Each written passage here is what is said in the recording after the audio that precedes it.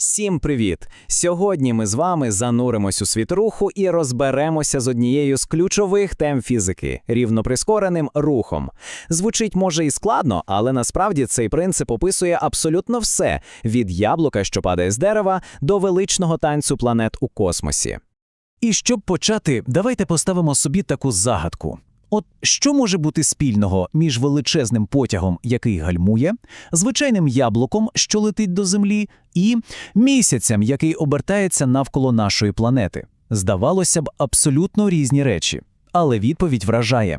Всі вони рухаються за одними і тими ж законами фізики – законами прискореного руху. Ось наш сьогоднішній план. Почнемо з азів, з мови прискорення. Потім перейдемо до найпростішого його варіанту – рівноприскореного руху. Далі навчимося розраховувати переміщення, зануримось у поняття вільного падіння, вийдемо на космічний рівень із законом всесвітнього тяжіння і, звісно, наприкінці все підсумуємо. Ну що ж, до справи. Перш ніж говорити про щось складне, нам потрібна спільна мова. І ключове слово у світі руху, що постійно змінюється – це, звісно, прискорення. Так що ж це таке оте прискорення? Простими словами, воно показує, наскільки швидко змінюється швидкість. Дуже важливо, що це векторна величина. Тобто в неї є і число, і напрямок. Знаєте, як у навігаторі.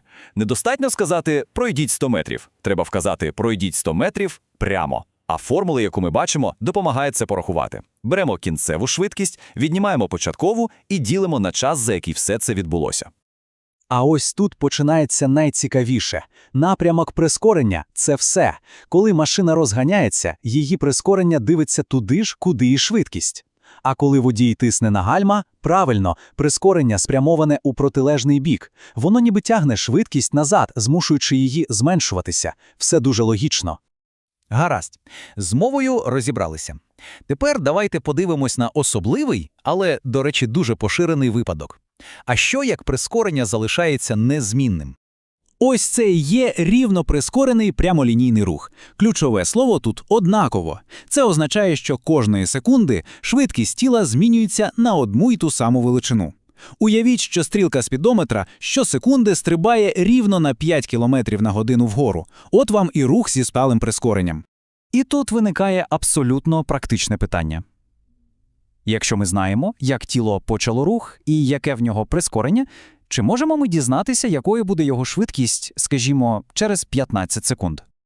А вже ж! Для цього є чудове рівняння миттєвої швидкості. І воно, дивіться, дуже просте. Щоб знайти швидкість у будь-який момент часу, треба просто до початкової швидкості додати добуток прискорення на час.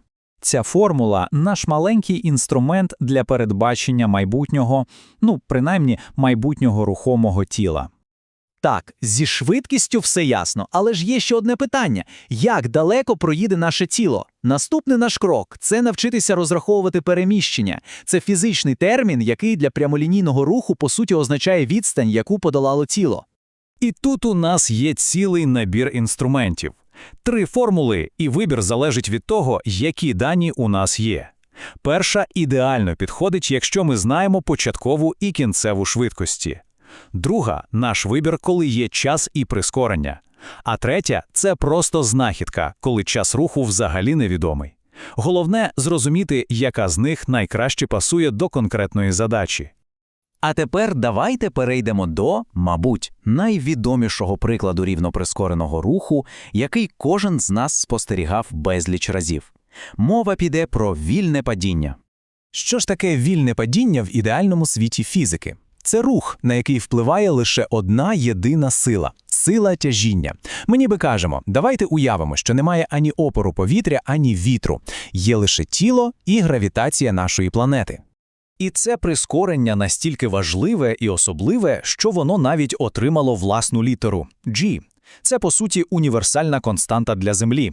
І найцікавіше, якщо забути про опір повітря, то абсолютно всі тіла, чи то пір'їнка, чи то молоток, падають з однаковим прискоренням G. Його точне значення близько 9,8 метрів на секунду в квадраті. Але щоб спростити розрахунки, особливо в школі, його часто округлюють до 10. Що це означає на практиці? Це означає, що кожної секунди вільного падіння швидкість тіла зростає на 10 метрів за секунду. Вражає, правда? І ось тут дуже важливий момент.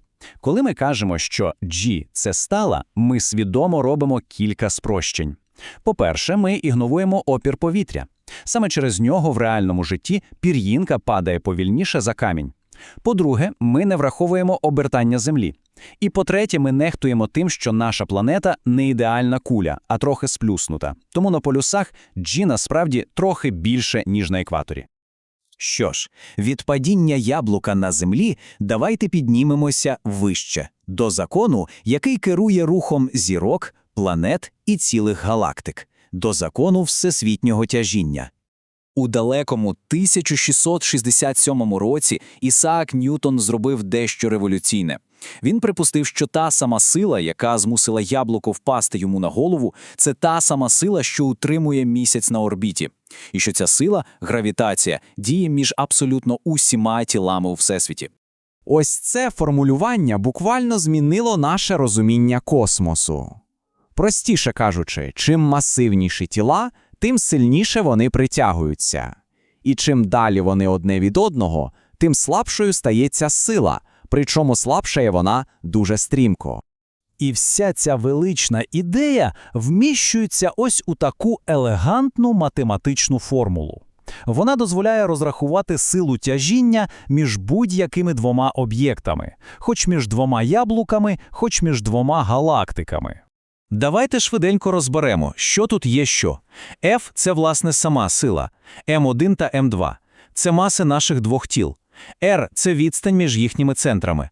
А от G – це гравітаційна стала. Зверніть увагу, яке це крихітне число. Саме тому ми не відчуваємо, як нас притягує стілець чи стіл, гравітація стає помітною лише коли мова йде про об'єкти планетарних масштабів. Ну що ж, ми пройшли справді великий шлях від простої зміни швидкості до законів, що керують цілим Всесвітом. Давайте зберемо все докупи. Отже, які ключові ідеї варто винести з нашої розмови?